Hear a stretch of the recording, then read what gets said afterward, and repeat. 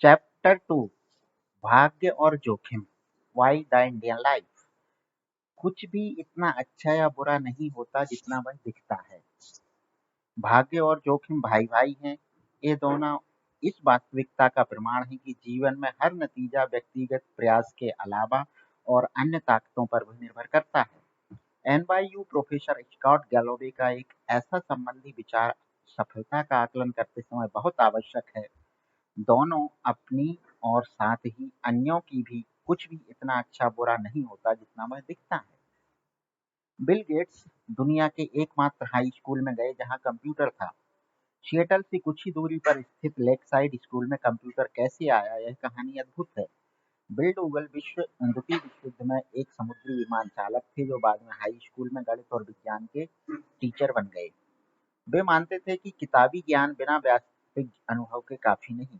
वे यह भी समझते थे कि कॉलेज में पहुंचने के समय हमें कंप्यूटर की कुछ जानकारी की आवश्यकता होगी।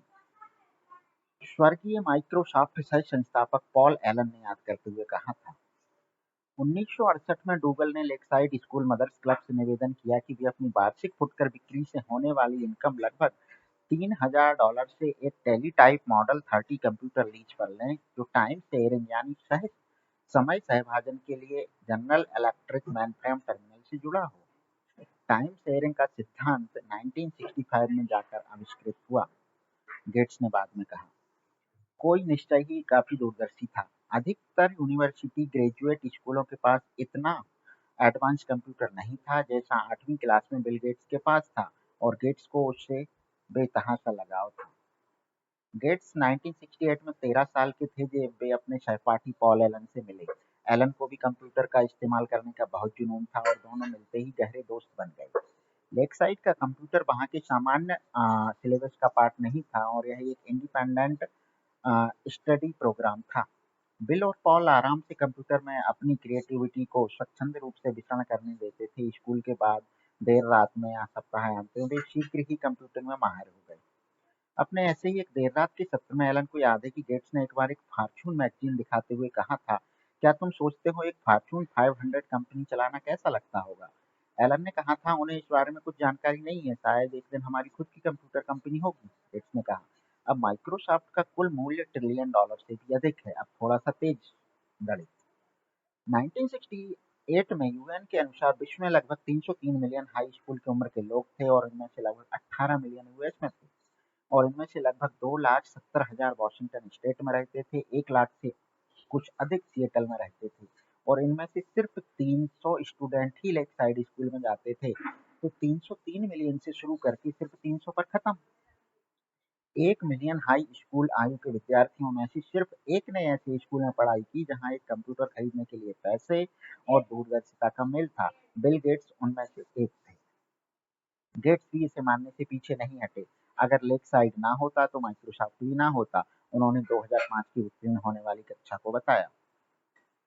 गेट्स अत्यधिक इंटेलिजेंट है और उससे भी अधिक हार्ड वर्किंग, और अपने टीनेजर्स में कंप्यूटरों को लेकर ऐसी परिकल्पना रखते थे जो एक अनुभवी कंप्यूटर अधिकारी भी ना समझ पाए। साथ ही लेकसाइड स्कूल में जाने के कारण उन्हें 1 मिलियन में से एक वाली शुरुआती बढ़त भी मिली।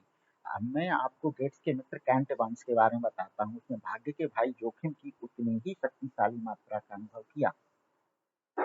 बिल गेट्स और पॉल एलन का नाम माइक्रोसॉफ्ट की सफलता के कारण घर-घर में फेमस हो गया, लेकिन लेकसाइड में इन कंप्यूटर में विलक्षण प्रतिभा संपन्न हाई स्कूल किशोरों के गुट का एक और तीसरा सदस्य था। बिल गेट्स और कैंट एवांस 8वीं कक्षा में घनिष्ठ मित्र बन गए। गेट्स के अनुसार इवांस कक्षा में सर्वश्रेष्ठ आया था। दोनों हद से ज्यादा बार फोन पर बात किया करते थे। गेट्स ने इनसाइड ब्रिज फ्रेंड नामक वृत्त चित्र में याद करते हुए कहा था, मुझे अब भी कैंट का फोन नंबर याद है। उन्होंने कहा, 5257851। इवांस भी कंप्यूटर में उतना ही कुशल था जितने गेट्स और एलन।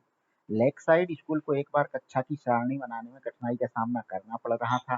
सैकड़ों विद्यार्थियों की कक्षाओं को योजनाबद्ध करना जिससे वे अन्य कोर्स के साथ ना उलझें, यह जटिलता का एक भूल भुलैया था। स्कूल ने बिल और कैंट को, जो खुद बच्चे थे, यह काम सौंपा कि वे एक ऐसा कंप्यूटर प्रोग्राम बनाएं जो इस प्रॉब्लम को सॉल्व कर सके, और यह काम कर गया। और पॉल एलन के विपरीत कैंट भी बिल के समान व्यावसायिक मानसिकता और अनंत महत्वाकांक्षा रखता था। कैंट हमेशा अपने साथ एक बड़ा ब्रीफकेस रखता था, किसी वकील की तरह। गेट्स याद करते हुए कहते हैं, हम हमेशा योजना बनाते रहते थे कि हम भविष्य में 5 या 6 साल बाद क्या करेंगे। क्या हमें सीईओ बनना चाहिए, हम किस प्रकार का प्रभाव बना सकते हैं, क्या हम जनरल बन जाएं या फिर हम राजदूत बन जाएं। चाहे जो भी हो, बिल और कैंट जानते थे कि वे जो भी करेंगे साथ ही करेंगे। कैंट के साथ अपनी दोस्ती को याद करते हुए गेट्स धीमे से चुप हो जाते हैं।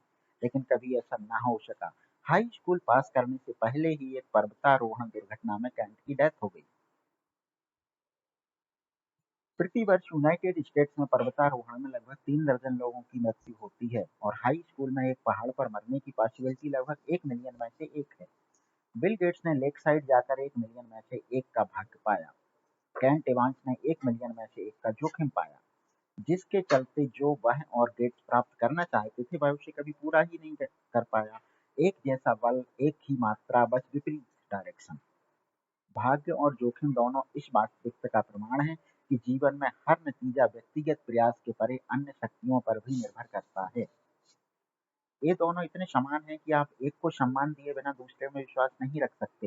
ये दोनों इसलिए अस्तित्व रखते हैं क्योंकि संसार इतना जटिल है कि आपके 100% प्रयासों में से आपको 100% नतीजे नहीं मिल सकते। वे बस एक ही बात से चलते हैं। आप इस खेल में 7 बिलियन लोगों में से एक हैं जिनमें अनगिनत चीजों में फेरबदल होती रहती है। कभी-कभी आपके कंट्रोल के परे के संयोगवश परिणाम आपके योजनाबद्ध प्रयासों से अधिक अहम सिद्ध होते हैं। लेकिन दोनों को मापना इतना कठिन है और स्वीकार करना इतना मुश्किल कि ये अक्सर नजरअंदाज हो जाते हैं। हर बिल गेट्स के साथ एक कैट एवांस भी होता है, जो उतना ही इंटेलिजेंट और प्रेरित था, किंतु जीवन के चरखे की दूसरी ओर पलट कर रह गया। यदि आप भाग्य और जोखिम को यथोचित सम्मान दें, आप पाएंगे कि वित्तीय सफलता को आंकते हुए अपनी और अन्य लोगों की कुछ भी इतना अच्छा या बुरा नहीं होता जितना वह दिखता है। कई वर्ष पहले मैंने नोबेल प्राइज जीतने वाले अर्थशास्त्री रॉबर्ट शिलर से पूछा, आप निवेश के बारे में ऐसा क्या जानना चाहते हैं जो हम कभी नहीं जान सकते। सफल परिणामों में भाग्य की सटीक भूमिका, उन्होंने उत्तर दिया। मुझे यह उत्तर बहुत पसंद आया, क्योंकि कोई भी ऐसा नहीं सोचता कि वित्तीय सफलता में भाग्य की कोई भूमिका नहीं। लेकिन चूंकि भाग्य को मापना कठिन है और यह कहना अशिष्ट है कि किसी की सफलता भाग्य के कारण है, आम रवैया अक्सर यही होता है कि भाग्य की सफलता को कारक के रूप में अनदेखा कर दिया जाता है। अगर मैं कहूँ विश्व में लगभग 1 बिलियन इन्वेस्टर हैं, क्या आप सोचते हैं कि इनमें से 10 मुख्यतः भाग्य के कारण अरबपति बन सकते हैं? आप कहेंगे बिल्कुल। लेकिन फिर अगर मैं उन निवेशकों का नाम लेने को कहूँ, उनके सामने आप शायद पीछे हट जाएंगे। दूसरों को आंकते हुए सफलता का क्रेडिट भाग्य को देने से आप अशिष्ट और ईर्ष्यालु दिख सकते हैं, जब भी हम सब जानते हो कि यह सच है। और अपने आप को हाँकते हुए अपने आप को आंकते हुए सफलता का श्रेय भाग्य को देना इतना हतोत्साहित कर सकता है कि उसे महत्व देना या मानना कठिन हो जाए। अर्थशास्त्री भास्कर मजूमदार ने दर्शाया है कि कद और वजन से ज्यादा भाइयों के बीच उनकी आय संबंध होती है। अगर आप अमीर और लंबे हैं, आपके भाई की अमीर होने की संभावना उसके लंबे होने की संभावना से अधिक है। मुझे लगता है कि हम में से अधिकांश लोग सहज रूप से जानते हैं कि यह बात सच है। आपकी शिक्षा की गुणवत्ता और आपके लिए जो अवसर के द्वार खुलते हैं, वे आपके माता-पिता की सामाजिक आर्थिक स्थिति से दृढ़ता से जुड़े होते हैं। लेकिन मुझे 2 अमीर भाई ढूँढ के दीजिए और मैं आपको ऐसे 2 आदमी दिखाऊँगा, जो यह कहेंगे कि इस अध्ययन की खोज उन पर लागू नहीं होती। असफलता, जो दिवालिया होने से लेकर किसी व्यक्तिगत उद्देश्य को परिपूर्ण ना कर पाना कुछ भी हो सकती है, की बराबर रूप से आलोचना की जाती है। क्या असफल व्यापारियों ने उतनी मेहनत नहीं की जितनी करनी चाहिए थी? क्या वे निवेश जो बुरे सिद्ध हुए सोच समझ कर नहीं किए गए थे? क्या निरंकुश कैरियर आलस के कारण होते हैं? कभी कभी हाँ, बिल्कुल। लेकिन कितना, यह जानना कठिन है। किसी भी योग्य लक्ष्य के अनुगमन में सफल होने की संभावना 100% से कम है। और जोखिम वही है जो जब बीच में आता है, जब आप दुर्भाग्य से इस समीकरण के दूसरी ओर जा पहुंचे। ठीक भाग्य ही की तरह वृतांत कठिन, अस्त व्यस्त और जटिल हो जाता है। यदि हम यह जानने का प्रयत्न करें कि किसी परिणाम का कितना हिस्सा सचेतन निर्णय के कारण था और कितना जोखिम के कारण। मान लीजिए मैं एक स्टॉक खरीदता हूँ और 5 साल बाद ही वह वैसे का वैसा ही रहता है। यह संभव है कि इसे खरीदने का मेरा डिसीजन खराब था। यह भी संभव है कि मेरा डिसीजन अच्छा था, पर मेरी पैसा बनाने की संभावना 80% थी और दुर्भाग्य से मैं 20% वाले छोर पर पहुंच गया। इसमें से कौन सी संभावना सही है, यह कैसे जाना जाए? क्या मैंने एक गलती की थी या फिर बस जोखिम की वास्तविकता का अनुभव किया? आंकड़ों की सहायता से यह आंकना संभव है कि कुछ डिसीजन समझदारी भरे थे या नहीं, लेकिन वास्तविक संसार में दिन प्रतिदिन हम ऐसा नहीं करते। यह बहुत कठिन है। हम सादी कहानियों को वरीयता देते हैं जो आसान जरूर होती हैं लेकिन अक्सर बुरी तरह भ्रामक हैं। इन्वेस्टर और अ, सफल बिजनेसमैन के साथ अनेक वर्ष गुजरने के बाद मैंने जाना कि किसी दूसरे की असफलता के लिए आमतौर पर खराब डिसीजन को उत्तरदायी ठहराया जाता है, जबकि आप अपनी खुद की असफलताओं को अक्सर जोखिम के बुरे पहलू के कारण हुआ मानते हैं। आपकी असफलताओं को आंकते हुए मैं संभवतः कारण और प्रभाव की एक सीधी सादी कहानी पसंद करूंगा, क्योंकि मैं नहीं जानता कि आपके दिमाग में क्या चल रहा है। आपने एक बुरा रिजल्ट पाया तो यह आपके किसी बुरे डिसीजन के कारण हुआ होगा। यह कहानी मुझे सबसे अधिक समझ में आती है। लेकिन जब मैं खुद को आंकता हूँ तो एक ख्याली वृत्तांत रख सकता हूँ जिसके सहारे मैं अपने डिसीजन को सही ठहराकर बुरे डिसीजन को जोखिम के हत्थे मत से मर सकूं। फोर्ब्स मैगजीन का कवर ऐसे गरीब निवेशकों की सराहना नहीं करता जिन्होंने निर्णय तो समझदारी भरे लिए, किंतु दुर्भाग्यवश उन्हें जोखिम का बुरा पहलू झेलना पड़ा। लेकिन यह ऐसे अमीर इन्वेस्टर का गुणगान अवश्य करता है जिन्होंने ठीक ठाक या फिर लापरवाही वाले डिसीजन लिए लेकिन भाग्यशाली निकले। दोनों ने एक ही सिक्का उछाला लेकिन उसके गिरते समय बाजी पलट गई। इसका खतरनाक पहलू यह है कि हम सब पैसे के बारे में यह जानने की कोशिश कर रहे हैं कि यह काम करता है और क्या काम नहीं करता। कौन सी निवेश नीतियां काम करती हैं, कौन सी नहीं, कौन सी उद्योग नीतियां काम करती हैं, कौन सी नहीं। आप अमीर कैसे बनते हैं, आप गरीब होने से कैसे बच सकते हैं। हम सफलताओं और असफलताओं की समीक्षा करके यह पाठ सीखने की कोशिश कर रहे हैं और कह रहे हैं, वही करो जो इसने किया, जो उसने किया, उससे बचो। अगर हमारे पास कोई जादुई छड़ी होती तो हम जान पाते कि इन परिणामों का कितना अनुपात ऐसे कार्यों के कारण है जो दोहराए जा सकते हैं, बनाम अनियमित जोखिम और भाग्य की भूमिका जो इन कार्यों को या इस या और या उस ओर धकेलते हैं। लेकिन हमारे पास कोई जादुई छड़ी नहीं है। हमारे पास दिमाग है जिसे अधिक बारीकी के बगैर सरल उत्तर चाहिए। इसलिए उन विशेषताओं को पहचानना जो हमें अपनानी चाहिए या जिनसे बचना चाहिए बेहद कठिन हो सकता है। तब मैं आपको एक और कहानी सुनाता हूँ, एक ऐसे व्यक्ति की जो बिल गेट्स की ही तरह बेतहासा सक्सेसफुल था, लेकिन जिसकी सक्सेस को भाग्य या कौशल से बांधना कठिन था।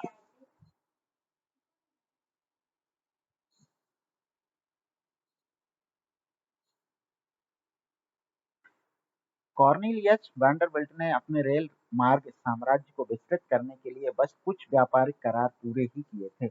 उनके एक व्यवसाय सलाहकार ने आगे झुककर वैंडरबिल्ट को बताया कि हर वह करार जिसके लिए उन्होंने सहमति दी थी वह किसी न किसी तरह कानून को तोड़ रहा था। हे भगवान जॉन, वैंडरबिल्ट ने कहा, तुम्हें लगता है कि रेल मार्ग स्टेट ऑफ न्यूयॉर्क के कानून के अनुसार चल सकता है? बोलो, क्या ऐसा हो सकता है? इसे पढ़ने के बाद मेरा पहला विचार यह था, इस रवैये के कारण ही वे इतने सफल थे। वैंडरबिल्ट के समय में कानून रेलमार्ग को अनुमति नहीं देता था, इसलिए उन्होंने कहा भाड़ में जाए और कैसे भी अपना काम किया। वैंडरबिल्ट बेतहाशा रूप से सफल थे, इसलिए उनकी कानून तोड़ने की आदत जो कुख्यात और उनकी सफलता के लिए निर्णायक थी, उसे ऋषि ज्ञान के रूप में देखना लुभावना हो सकता है। उस बेजोड़ दूरदर्शी ने कुछ भी अपने रास्ते में नहीं आने दिया। लेकिन यह विश्लेषण कितना खतरनाक है। कोई भी समझदार व्यक्ति खुल्लम-खुल्ला अपराध को उद्यमी विशिष्टता के रूप में इस्तेमाल करने की सलाह नहीं देगा। आप आसानी से वैंडरबिल्ट की कहानी के अलग तरह से रूप लेने की कल्पना कर सकते हैं। एक नियम विरोधी जिसकी नई कंपनी एक अदालत के आदेश से धराशायी हो गई। इसलिए यहाँ पर एक समस्या है। आप वैंडरबिल्ट की कानून तोड़ने के लिए उतनी ही प्रशंसा कर सकते हैं जितनी आप एनरॉन की इसके लिए आलोचना करते हैं। शायद इनमें से एक भाग्यवश कानून के हाथों से बच निकला, जबकि दूसरा जोखिम के दूसरे छोर पर जा पहुंचा। जॉन डी रॉकफेलर की कहानी भी ऐसी है। उनका बार-बार कानून की आंखों में धूल झोंकना। एक न्यायाधीश ने एक बार उनकी कंपनी को आम चोर के समान कहा था। इतिहासकारों द्वारा अक्सर शातिर व्यवसाय होशियारी के रूप में दर्शाया गया है। शायद वह था भी, लेकिन वृतांत, तुमने पुराने कानून नियमों को नवरचना के आड़े नहीं आने दिया से तुमने एक अपराध किया हमें कब बदलता है। या फिर वृतांत को, रॉकफेलर बहुत प्रतिभावान थे, उनकी सफलताओं से सीखने की कोशिश करो से रॉकफेलर एक अपराधी था, उसकी व्यावसायिक असफलताओं से सीखने का प्रयत्न करो। मैं बदलने के लिए कहानी में कितनी फेरबदल करनी होगी? बहुत कम। मैं कानून की चिंता क्यों करूं? वैंडरबिल्ट ने एक बार कहा था। क्या मेरे पास शक्ति नहीं है? उनके पास थी और उसने काम भी किया। लेकिन उन शब्दों की किसी ऐसी कहानी के अंतिम शब्दों के रूप में कल्पना करना काफी आसान है जिसका परिणाम बिल्कुल अलग हो। निडरता और लापरवाही के बीच की रेखा बहुत महीन हो सकती है। जब हम भाग्य और जोखिम को उनका उच्च लेखा ना दें तो वे अदृश्य हो सकते हैं। बेंजामिन ग्राहम अब तक के महानतम इन्वेस्टर मूल्य निवेश के जनक और वॉरेन बफेट के शुरुआती गुरु के रूप में जाने जाते हैं। लेकिन बेंजामिन ग्राहम की अधिकांश निवेश सफलता जीआई जीईआईसीओ स्टॉक के एक बड़े भाग का स्वामी के कारण थी, जिसने खुद अपने जिसने उनके खुद के अनुसार हर उस विविधीकरण का नियम तोड़ के रख दिया था जिसे ग्राहम ने खुद अपने प्रसिद्ध मूल ग्रंथों में लिखा था। या निर्भीकता और लापरवाही के बीच की महीन रेखा कहाँ स्थित है मुझे नहीं पता। ग्राहम ने अपने जीईआईसीओ बोनेंजा के बारे में लिखा, एक भाग्यशाली मौका, एक अत्यंत समझदारी वाला निर्णय। क्या हम इसके बीच का अंतर बता सकते हैं? आसानी से नहीं। इसी प्रकार हम सोचते हैं कि मार्क जुकरबर्ग का प्रतिभावान है क्योंकि उन्होंने याहू के 2006 के $1 बिलियन में उसकी कंपनी खरीदने के प्रस्ताव को अस्वीकार कर दिया। उन्होंने भविष्य को बूझा और अपनी बात पर डटे रहे, लेकिन लोग माइक्रोसॉफ्ट द्वारा खरीदे जाने के प्रस्ताव को ठुकराने के लिए याहू की उतनी ही आलोचना करते हैं। इन मूर्खों को समय रहते पैसे बटोर लेने चाहिए थे। उद्यमियों के लिए यहाँ क्या सबक है? मुझे बिल्कुल अंदाजा नहीं, क्योंकि भाग्य और जोखिम की स्पष्ट व्याख्या करना कठिन है। इसके और भी कितने उदाहरण हैं। अगणित सौभाग्य लीवरेज का परिणाम है। सर्वश्रेष्ठ और सबसे बुरे प्रबंधक अपने कर्मचारियों को जितना हो सके उतना बाध्य करते हैं। ग्राहक हमेशा सही होता है और ग्राहक नहीं जानते कि उन्हें क्या चाहिए। दोनों स्वीकृत व्यावसायिक ज्ञान है। प्रेरक रूप से निर्भीक और मूर्ख लापरवाही के बीच की रेखा की मोटाई मात्र 1 मिलीमीटर की हो सकती है, जिसे बस दृष्टि से देखा जा सकता है। भाग्य और जोखिम एक दूसरे की कार्बन कॉपी है। यह कोई ऐसी समस्या नहीं जिसे आसानी से सुलझाया जा सके। जब हम वित्त प्रबंधन की सर्वश्रेष्ठ शैली के बारे में सीखने का प्रयास करते हैं तो भाग्य क्या है, कौशल क्या है और जोखिम क्या है, यह पहचानना सबसे कठिन समस्या है। लेकिन ऐसी दो बातें हैं जो आपको बेहतर दिशा दिखा सकती हैं। ध्यान रखें कि आप किसकी प्रशंसा और सराहना करते हैं। इस बात का भी ध्यान रखें कि आप किसे नापसंद करते हैं और उसके जैसा नहीं बनना चाहते। या फिर ध्यान रखिए जब आप यह मानने चलें कि 100% परिणाम प्रयासों और निर्णयों पर निर्भर करते हैं। मेरे बेटे के जन्म के बाद मैंने उसे एक पत्र लिखा जिसका एक हिस्सा कुछ ऐसा था। कुछ लोग ऐसे परिवारों में जन्म लेते हैं जहाँ शिक्षा को बढ़ावा दिया जाता है, जबकि कुछ अन्य इसके विरुद्ध होते हैं। कुछ का जन्म समृद्ध अर्थव्यवस्था में होता है जहाँ उद्यमिता को बढ़ावा दिया जाता है, जबकि कुछ का जन्म युद्ध और अभाव में होता है। मैं तुम्हें सफल होते देखना चाहता हूँ और मैं चाहता हूँ कि तुम इसे खुद हासिल करो। लेकिन याद रखो कि सफलता हमेशा मेहनत के कारण नहीं मिलती और गरीबी हमेशा आलस के कारण नहीं होती। जब तुम दूसरों को और साथ में खुद को आंकने लगो, यह हमेशा ध्यान में रखना। इसलिए व्यक्ति विशेष और केस स्टडी पर कम और व्यापक प्रतिमानों पर अधिक ध्यान दें। किसी व्यक्ति विशेष का अध्ययन खतरनाक हो सकता है क्योंकि हम अक्सर चरम सीमा के उदाहरण लेते हैं, जैसे अरबपति सीईओ या वे जो बुरी तरह से असफल हुए जो खबरों में रहते हैं। और चरम सीमा के उदाहरण अक्सर अपनी जटिलता के कारण अन्य परिस्थितियों में लागू नहीं होते। जितना चरम कोई परिणाम होता है उतना ही कम उसके सबक को आप अपने जीवन में लागू कर पाएंगे, क्योंकि यह परिणाम उतना ही अधिक भाग्य और जोखिम की चरम सीमाओं से प्रभावित हुआ होगा। आप सफलता और असफलता के व्यापक प्रतिमानों को देख अभी अभियोज्य बोध के निकट पहुंच जाएंगे। प्रतिमान जितना सामान्य होगा उतना ही अधिक वह आपके जीवन में लागू हो सकेगा। वॉरेन बफेट की निवेश सफलता का अनुकरण कर पाना कठिन है क्योंकि उनके परिणाम इतने चरम हैं कि उनकी आजीवन उपलब्धियों में भाग्य की भूमिका संभवतः बहुत अधिक है। और भाग्य कोई ऐसा चीज नहीं जिसका विश्वसनीयता से अनुकरण किया जा सके। लेकिन जैसा हम अध्याय 7 में देखेंगे, यह समझना कि जो लोग अपने समय पर कंट्रोल रखते हैं वे अधिक खुश रहते हैं, यह एक व्यापक और सामान्य अवलोकन है जिसे आप इस्तेमाल कर सकें। मेरे पसंदीदा इतिहासकार फ्रेडरिक लुईस एलन ने अपना कैरियर एक औसत मध्यस्थ अमेरिकी के जीवन को दर्शाते हुए बिताया। वे कैसे रहते थे, किस प्रकार उनमें बदलाव आया, आजीविका के लिए वे क्या करते थे, खाने में क्या खाते थे इत्यादि। इस तरह के व्यापक अवलोकन से अधिक उपयुक्त सीख मिलती है, बजाय उन चंद अतिशय शख्सों के अध्ययन से जो हमेशा खबरों में रहते हैं। बिल गेट्स ने एक बार कहा था, सफलता एक खराब टीचर है। यह होशियार लोगों को यह सोचने को लुभाती है कि वे कभी हार नहीं सकते। जब सब कुछ बहुत अच्छा चल रहा होता है, समझिए कि यह इतना अच्छा भी नहीं जितना आपको लग रहा है। आप अजय नहीं हैं। और यदि आप यह मान लें कि भाग्य ने आपको सफलता दिलाई है, तो आपको इसे दूसरे भाई जोखिम में भी विश्वास करना पड़ेगा, जो आपकी कहानी को तुरंत पलट सकता है।